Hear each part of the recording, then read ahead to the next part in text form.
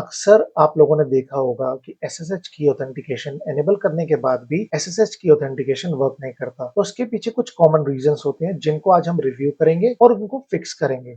तो सबसे पहले हम जानेंगे कि कॉमन रीजंस क्या हैं और उनके फिक्सेस क्या होंगे एक प्रैक्टिकल डेमो के जरिए। तो देखिए, मैंने यहाँ पर कुछ कॉमन प्रॉब्लम्स लिस्ट डाउन कर रखी हैं जो बहुत कॉमन प्रॉब्लम्स हैं जिसके रीजन से एसएसएच की वर्क नहीं करता। तो इसको हम वन बाय वन रिव्यू करेंगे और देखेंगे कि कहीं इसमें से कोई ऐसा रीजन ना हो जिसकी वजह से आपका एसएसएच की ऑथेंटिकेशन वर्क नहीं कर रहा। तो जो सबसे पहला रीजन है वो है public key not added to the server. तो देखिए, जब भी आप एसएसएच की जेन कमांड के through SSH key authentication enable करते हैं तो वो दो फाइल्स क्रिएट करता है, एक आपकी पब्लिक फाइल और एक आपकी प्राइवेट फाइल। जो प्राइवेट फाइल जिसको हम प्राइवेट की भी कहते हैं वो आपके क्लाइंट मशीन पर सेव करना होता है। दैट मीन्स कि वो मशीन जिससे आप सर्वर को एक्सेस करना चाहते हैं। और जो पब्लिक की होता है वो आपको सर्वर पर सेव करना पड़ता है जिस यूजर से आप उस मशीन को एक्सेस करना चाहते हैं। तो मैं आपको दिखाऊंगा कि कहां पर आप पब्लिक की देख सकते हैं और कहां पर आपकी प्राइवेट की अवेलेबल होती है। तो चलिए मैं अपने लिनक्स ऑपरेटिंग सिस्टम में लॉगिन कर लेता हूं और उसके बाद दिखाता हूं कि पब्लिक की कहां अवेलेबल होगी। तो जैसे कि मैंने अपना सिस्टम लॉगिन कर लिया है और इस टाइम पर मैं करंटली रूट लॉगिन से लॉग्ड इन हूं। तो हम बात करेंगे आज किसी एक ऐसे यूजर की जिसकी हमने एसएसएच की सेव कर रखी है बट उसके बाद भी ऑथेंटिकेशन वर्क नहीं कर रहा। तो चलिए सबसे पहले हम देखेंगे हमारे पास यूजर्स कौन कौन से अवेलेबल हैं।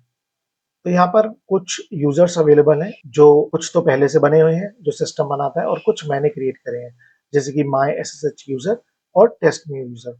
तो सबसे पहले हम ले लेते हैं टेस्ट न्यू यूजर को, जिसकी हम आज देखेंगे कि पब्लिक की कहाँ अवेलेबल होती है।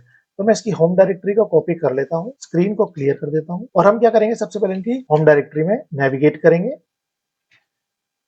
अब जैसे कि मैं इसकी होम डायरेक्टरी में नेविगेट कर चुका हूँ और अब यहाँ देखेंगे कौन कौन सी फाइल्स अवेलेबल है। तो यहाँ पर तो आपको इस टाइम पर कोई फाइल नहीं दिखा रही बिकॉज जो एसएसएच की होती है पब्लिक की वो एक हिडन फोल्डर में सेव होती है। तो उसके लिए हम सिंपल सी कमांड चलाएंगे ls-altr। जैसे मैं इसको एंटर करूंगा तो वो मुझे हिडन फोल्डर शो करेगा, जैसे कि .ssh, जिसके अंदर हमारी ऑथराइज्ड की जो होती है जिसके अंदर हम अपनी पब्लिक की सेव करते हैं उसकी इंफॉर्मेशन दिखाएगा। तो चलिए हम इस फोल्डर में भी मूव कर लेते हैं।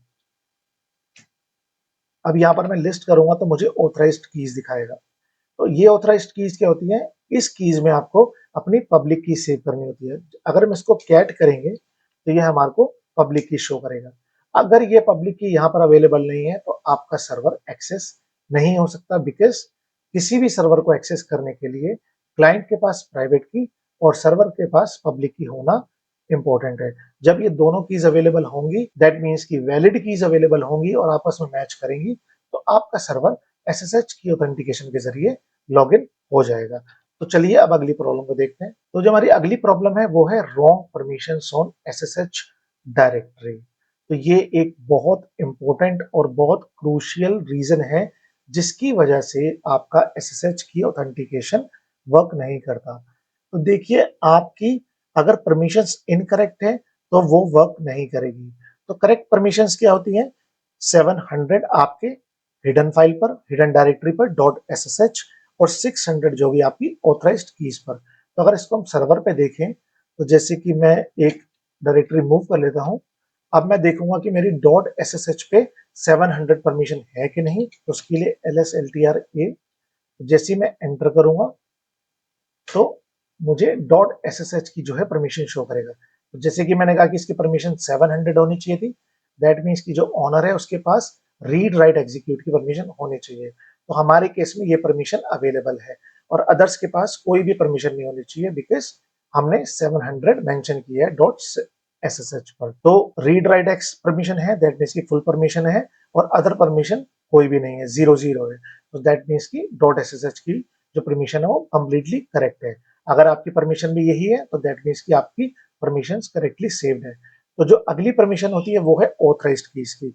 ऑथराइज्ड कीज की आपकी जो परमिशंस होनी चाहिए वो होनी चाहिए 600। दैट मीन्स की ऑनर के पास रीड एंड राइट और अदर्स के पास नो परमिशन। तो उसको रिव्यू करने के लिए हम क्या करेंगे, .ssh और ऑथराइज्ड कीज। तो जैसे ही मैं ये एंटर करता हूं तो मुझे ये दिखाएगा कि जो ऑनर के पास है वो रीड राइट परमिशन है और अदर यूजर के पास कोई भी परमिशन नहीं है, ना ग्रुप के पास भी कोई भी परमिशन नहीं है। तो इस केस में हमारी परमिशन 600 सही तरीके से फिक्स्ड है। और अगली जो परमिशन होती है वो है हमारी होम डायरेक्टरी पर परमिशन। होम डायरेक्टरी पर परमिशन क्या होनी चाहिए, यूजर के पास फुल परमिशन और अदर और ग्रुप के पास रीड एंड एग्जीक्यूट। अगर उसके पास कोई अदर परमिशन होगी तो आपकी एसएसएच की ऑथेंटिकेशन वर्क नहीं करेगा। तो इसको भी हम रिव्यू कर लेते हैं। हमारा यूजर है टेस्ट न्यू यूजर, तो हमारा यूजर था टेस्ट न्यू यूजर और इसकी परमिशन आप देख सकते हैं। ओनर के पास रीड राइट एग्जीक्यूट, ग्रुप के पास read and execute and others के पास रीड एंड एग्जीक्यूट। और हमारा जो ओनर है इसका टेस्ट न्यू यूजर है और ग्रुप टेस्ट न्यू यूजर ही है। तो इस केस में भी हमारी जो परमिशन है वो कंप्लीटली करेक्ट है। देखते हैं अब अगला रीजन क्या हो सकता है। अगला है रॉन्ग ओनरशिप। तो जैसे कि मैंने बताया था कि जो एसएसएच की होती है उसका जो ऑनर होना चाहिए वो होना चाहिए आपका यूजर जिसके लिए आपने की सेव की है। वो था टेस्ट न्यू यूजर और जो ग्रुप है उसका टेस्ट न्यू यूजर। तो हमारे केस में जो हमारा यूजर है वो है टेस्ट न्यू यूजर और इस डॉट एसएसएच और होम डायरेक्टरी का जो ऑनर है वो टेस्ट न्यू यूजर ही है। तो ये भी एक फिक्स है। अगर आपका ऑनर कुछ और शो कर रहा है तो आपको ch on कमांड के थ्रू अपने ऑनर और ग्रुप को करेक्ट करना पड़ेगा। दैट मीन्स कि वो ऑनर और ग्रुप बनाना पड़ेगा जो आपका एक्चुअल यूजर है। तो चलिए अगली प्रॉब्लम देखते हैं क्या हो सकती है। अगली प्रॉब्लम है multiple keys stored on client machine. तो देखिए ये सबसे कॉमन रीजन है। कभी कभी क्या होता है कि आपके सर्वर पर मल्टीपल यूजर्स होते हैं और उन मल्टीपल यूजर्स पर मल्टीपल ऑथेंटिकेशन जो है वो एनेबल होती है। तो उस केस में क्या होता है कि अगर आप नॉर्मली एसएसएच करेंगे यूजर के थ्रू तो ओपन एसएसएच जो एक प्रोसीजर है वो कंफ्यूज हो जाता है कि मुझे कौन सी की पिक करनी है। तो उस सिनेरियो में आपको की का पाथ मेंशन करना पड़ेगा जिसके जरिए आप अपने कंप्यूटर में सिक्योरली विदाउट पासवर्ड लॉगिन कर सकते हैं। तो उसके लिए बहुत एक सिंपल सी कमांड होती है, वो कमांड है ssh-i। आई का मतलब यहाँ पर है आपने पाथ डिफाइन करना है और आपका पाथ जहां पर आपकी की पड़ी है और उसके बाद आपके यूजर का नाम एंड आईपी एड्रेस आपकी मशीन का। अगर आप इस तरीके से पाथ देके अपने यूजर नेम को मेंशन करेंगे और अपनी प्राइवेट की का पाथ देंगे तो आपका यूजर लॉगिन कर सकेगा विदाउट एनी इश्यू। तो जो अगली चीज है वो है एसएसएच कॉन्फिग डिसेबल्स की ऑथेंटिकेशन। तो देखिए ये भी एक सबसे कॉमन रीजन है जिसकी वजह से आपका एसएसएच की ऑथेंटिकेशन वर्क नहीं करता।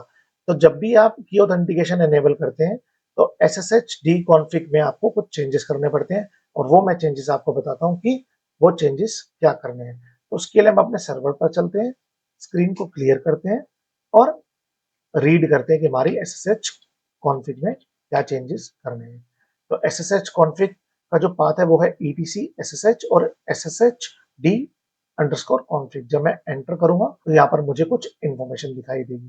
तो इसमें से आपको कुछ इन्फॉर्मेशन नहीं देखनी, सिर्फ सिंपली से आपने क्या करना है, इसमें आपको पब्लिक की ऑथेंटिकेशन को यस करना है। बिकॉज जब आप एक सर्वर को कॉन्फिग करते हैं तो उस केस में यहाँ पर नो होता है। जैसे ही आप इसको यस कर देंगे तो आपका एसएसएच की ऑथेंटिकेशन इस कॉन्फिग फाइल में एनेबल हो जाएगा और जैसे ही एनेबल हो जाएगा उसके बाद आपको अपनी सर्विस को रीस्टार्ट करना पड़ेगा जिसके बाद आपकी सर्विस वर्क करेगी और एसएसएच की ऑथेंटिकेशन वर्क करने लग जाएगा। तो चलिए अब अगला रीजन देखते हैं। तो जो अगला केस है वो है wrong authorised keys file path, जो एक बहुत कॉमन रीजन है जिसकी वजह से आपका एसएसएच की ऑथेंटिकेशन वर्क नहीं करता। तो ये पाथ आपको करेक्टली मेंशन करना पड़ता है इन केस अगर मिसिंग है। तो चलिए इसको रिव्यू करते हैं, ये पाथ कहाँ अवेलेबल होता है और ये करेक्टली मेंशन है कि नहीं। तो मैं अपने सर्वर पर अवेलेबल हूँ और हम क्या करेंगे, कैट करेंगे ssh d config फाइल को और ग्रैब करेंगे हमारा ऑथराइज्ड कीज कीज फाइल। जैसे मैं एंटर करूंगा तो ये मुझे जो उसका डिफॉल्ट पाथ शो करेगा। अगर default path dot SSH authorised keys है और आपकी फाइल जो है या जो पब्लिक फाइल है वो ऑथराइज्ड कीज में अवेलेबल है तो ये वर्क करेगा। अगर यहाँ पर कोई और पाथ मेंशन है तो आपको करेक्ट करके उसको ये पाथ मेंशन करना पड़ेगा dot SSH slash authorised keys. तो चलिए अब अगला रीजन देखते हैं। अगला रीजन है home directory permissions too open. तो जैसे कि मैंने आपको बताया था कि परमिशन एक सबसे मेजर और सबसे प्राइमरी रीजन है आपकी एसएसएच की ऑथेंटिकेशन वर्क ना करने का। अगर होम डायरेक्टरी की परमिशंस कंप्लीटली ओपन है तो ओपन एसएसएच जो है वो इसको ऑथेंटिकेट नहीं करने देगा और आपका एसएसएच की ऑथेंटिकेशन वर्क नहीं करेगा। जैसे कि मैंने आपको रॉन्ग परमिशन वाले और रॉन्ग ओनरशिप वाले सिनेरियो में आपको बताया था कि आप कैसे परमिशन चेक करते हैं, चेंज करते हैं और कैसे ओनरशिप चेंज करते हैं। इस चीज को करने के बाद आपका ये जो home directory permission too open वाला सिनेरियो है ये फिक्स हो जाएगा। जैसे आपकी परमिशंस करेक्ट हो जाएंगी, आपका जो एसएसएच की ऑथेंटिकेशन है वो ऑटोमेटिकली एनेबल हो जाएगा। तो अगला जो सिनेरियो है वो है इनकरेक्ट पब्लिक की फॉर्मेट, जो एक और रीजन है एसएसएच की ऑथेंटिकेशन का ना वर्क करने का। तो इसमें जो हम कॉमन मिस्टेक्स क्या करते हैं, हम एक्स्ट्रा स्पेसेस दे देते हैं, कोई लाइन ब्रेक हो जाती है या मिसिंग की टाइप्स हो जाती है, जैसे कि आपकी की जो है वो हमेशा SSH -RSA से स्टार्ट होनी चाहिए। अगर वो इन्फॉर्मेशन मिसिंग है तो आपकी की काम नहीं करेगी। अगर आपके SSH पब्लिक की में एक्स्ट्रा लाइन है तो तब भी आपकी SSH की वर्क नहीं करेगी।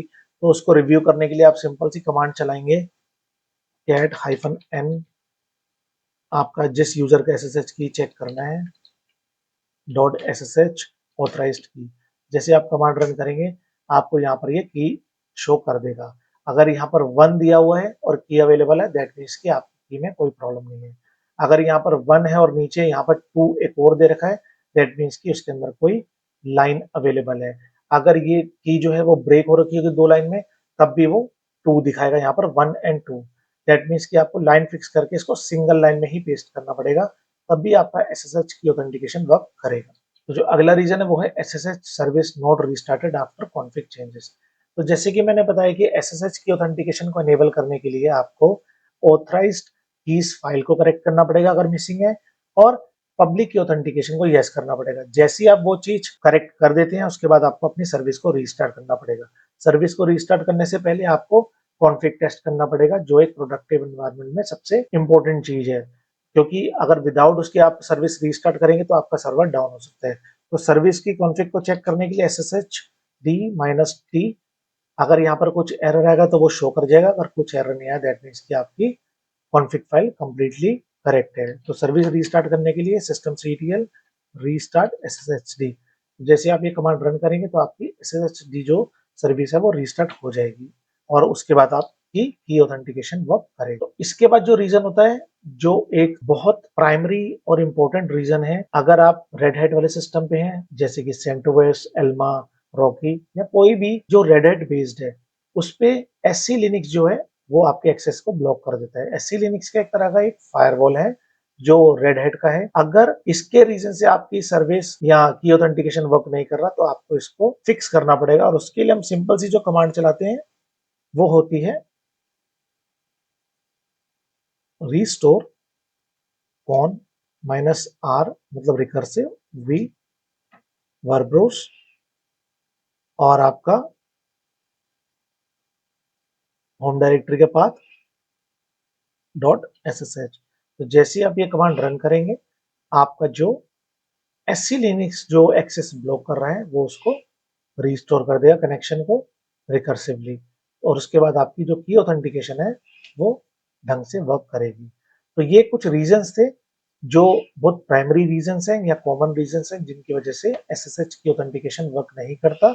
अगर इसके बाद भी आपका SSH की वर्क नहीं करता तो आप मुझे कमेंट में बता सकते हैं, मैं उसको जरूर फिक्स करूंगा। Thank you so much for watching my video and subscribe my channel. Thank you so much. Bye.